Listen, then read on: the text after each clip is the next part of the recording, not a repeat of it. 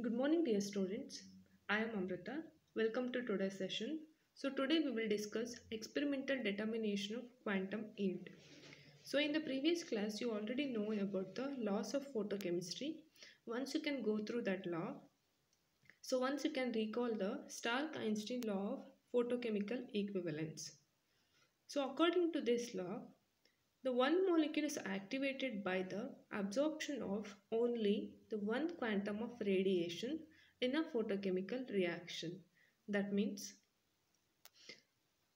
here the photochemical reaction takes place only due to the absorption of one quantum of radiation. And the next important thing is here the primary process, the number of molecules activated is always equal to the number of quanta absorbed. And the next is the Stark-Einstein law is applicable only for the primary process. So this is all about the Stark-Einstein law. So next, coming to the today's topic, that is quantum yield, or it is also called as quantum efficiency. So first we will define the quantum yield. So the quantum yield is given as it is the ratio of the number of molecules reacting in a given time with respect to the number of quanta of light is absorbed in the same time. So this is the definition of quantum yield. So this definition you can learn through by using this experiment. So that is the quantum yield of any photochemical reaction is measured using an experimental setup as shown below. So here you can see the experimental setup in this diagram. So here you can use the source. So that is the first thing. In this picture you can notice the source of light.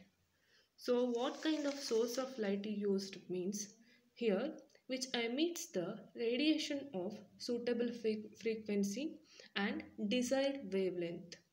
So the most commonly used the light source are mercury vapor lamp, or you can also use fluorescent lamp.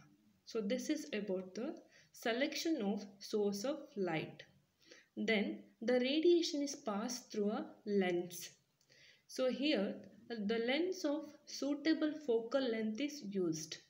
So here the one word is used, that is focal length. So the focal length means it is an optical system. In this system either it converges the light or diverges the light. So this is the definition of focal length. Then the light radiation is moved towards the filter. Okay, in this diagram you can notice the filter, or it is also called as monochromator. So in the word monochromator means mono means single. So what is the role of filter or a monochromator means which cut off all the radiation except the desired wavelength. That means you already know the monochromatic light. That means the light which emits only the desirable wavelength or suitable frequency, or it is also called as the monochromator means which emits the light of single wavelength. Okay, that is called as monochromatic light. So here the role of filter or a monochromator is it is used to filter the unwanted radiation.